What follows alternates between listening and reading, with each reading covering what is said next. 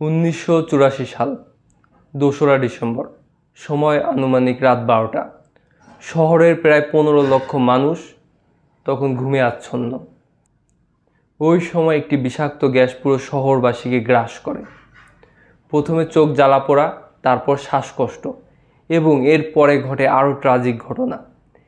একের পর এক শিশু এবং বৃদ্ধ মারা যেতে শুরু করে।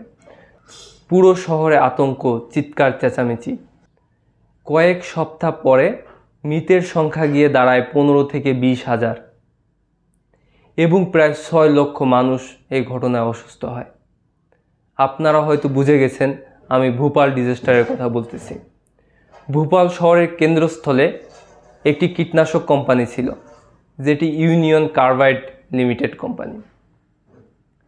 এই কোম্পানিতে প্রায় 42 টন MIC বা মিথাইল আইসোসায়ানেট স্টোর করা ছিল, এবং সেই স্টোরেজে কোনোভাবে পানি ঢুকে যায় এবং পানির সাথে রিয়াকশন করে ওখান থেকে প্রচুর পরিমাণ বিষাক্ত গ্যাস রিলিজ হয়, এবং এই গ্যাসের কারণে 15 থেকে 20 হাজার মানুষের জীবন নাশ হয় এবং প্রায় 6 লক্ষ মানুষ অসুস্থ হয়।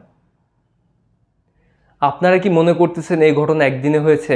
কখনোই না। এ ধরনের বিষাক্ত গ্যাস স্টোর করার ক্ষেত্রে লোপা বা লেয়ার অফ প্রোটেকশন ফলো করা হয়, এবং ওই কোম্পানিতেও এই প্রোটেকশন সিস্টেম ছিল, কিন্তু ওই দিন এই প্রোটেকশন সিস্টেম একটাও কাজ করেনি। যেমন গ্যাসের তাপমাত্রা বৃদ্ধি পেলে এটাকে কন্ট্রোল করার জন্য কুলিং সিস্টেম কাজ করার কথা ছিল, কিন্তু ওই দিন কোনো কুলিং সিস্টেম কাজ করেনি। গ্যাস লিকেজ আটকানোর জন্য ভেন গ্যাস স্ক্রাবার সেটিও মেনটেন্যান্সে থাকার কারণে কাজ করেনি,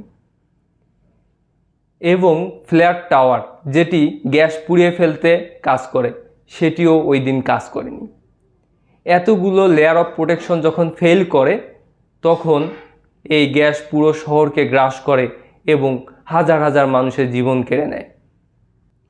এই ঘটনার পর থেকে সারা বিশ্বের মানুষ সেফটি, বিশেষ করে প্রসেস সেফটির উপরে আরও বেশি জোর দেয়।